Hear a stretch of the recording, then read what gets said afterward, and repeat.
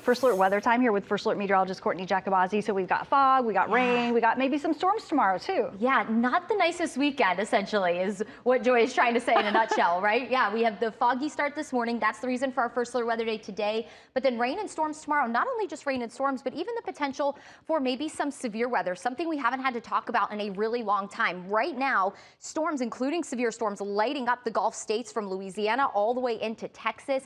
It's all along a cold front that will continue to push off to the east throughout the day today. This warm front here is going to help destabilize our atmosphere. So while right now, as you're stepping out the door and it's foggy, it's kind of misty, it's cool, that's going to change overnight. In fact, our temperatures will warm overnight, destabilizing our atmosphere and giving us that chance for severe storms. All of North Georgia tomorrow under that level 2 of 5 threat. That means scattered severe storms are possible, and we are looking at all modes of severe weather, with damaging wind being the main threat, but you can't completely rule out a brief tornado or two. This morning, it is all about the fog. Let's get you out the door today before we go into the details on tomorrow. We have some patchy, dense fog all along the I-20 corridor and points south.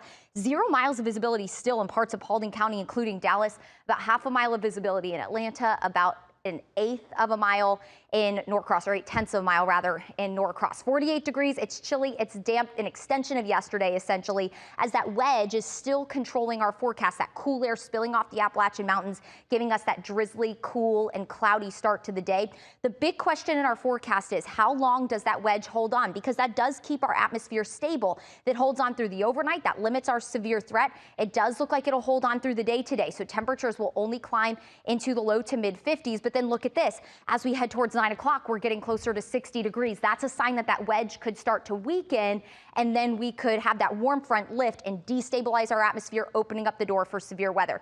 A few showers possible tonight. We'll stay mostly dry through the day, except for that drizzle.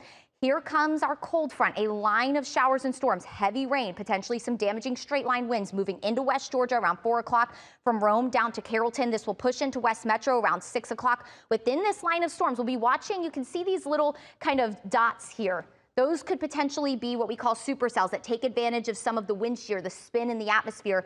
And we will be watching within this line of storms, again, for damaging straight line winds upwards of 60 miles per hour, but maybe an isolated tornado or two. That line of heavy rain and storms extending from Ellijay, Blue Ridge, Canton into the city of Atlanta and areas south around 7, 8 o'clock. And then that line of storms pushes east, and we are done with our severe weather threat by around 11 o'clock. So the time frame between about 4 and 11 a.m. for severe storms. Not necessarily worried about flooding, but some isolated flash flooding possible. The hail threat low, the tornado threat low, but not none.